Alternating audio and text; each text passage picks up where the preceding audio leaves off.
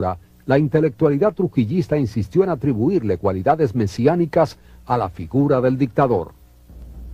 Aquí está también presente la Iglesia, maestra de la verdad y de la vida, y ha venido a ratificar su fe en el autor del concordato y en el artífice de la única política que la Santa Sede apoya, porque es la única compatible con el dogma cristiano de la igualdad de todos los hombres ante la ley y ante Dios.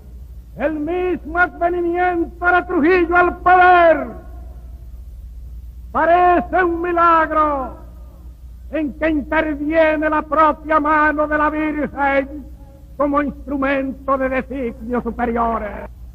El Mesías de 1930, el Mesías de 1930 es nuestra patria cristiana y por tanto trujillista, y reconoce a Trujillo, su jefe anticomunista. Que Dios bendiga tu obra, Rafael Leonidas Trujillo, y que alumbren para siempre 5 estrellas tu camino. Ay, que viva el benefactor que ha salvado a mi Quisqueya, la divina providencia te acompañe por doquiera. Ay, que viva el benefactor que ha salvado a mi Quisqueya, la divina providencia que acompañe por doquiera. Durante los años 40 y gran parte de los 50, el esfuerzo legitimador de los intelectuales se concentró en la promoción del catolicismo y en la tradición hispánica del país.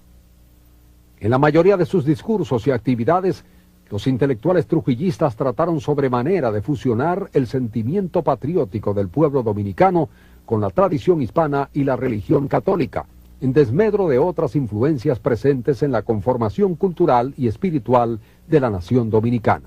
A mi acendrado amor por la madre patria y la tradición en lo que ella tiene de vivaz y perenne, recobra original fisonomía y esplendor, y es, en sus elementos arquitectónicos y decorativos, un trasunto fidelísimo de los varios valoreados y ricos componentes que integraron la esencia de España y que vinieron a ser patrimonio inestimable de nuestra alma nacional. Para nosotros es timbre de orgullo nuestra ascendencia hispánica. Por ello, por conservarla incólume en toda su clara limpieza, ha padecido y luchado hasta la sublimidad del heroísmo el pueblo dominicano. Su esencia es nuestra esencia, y sin ella se volvería informe y borrosa el alma nacional.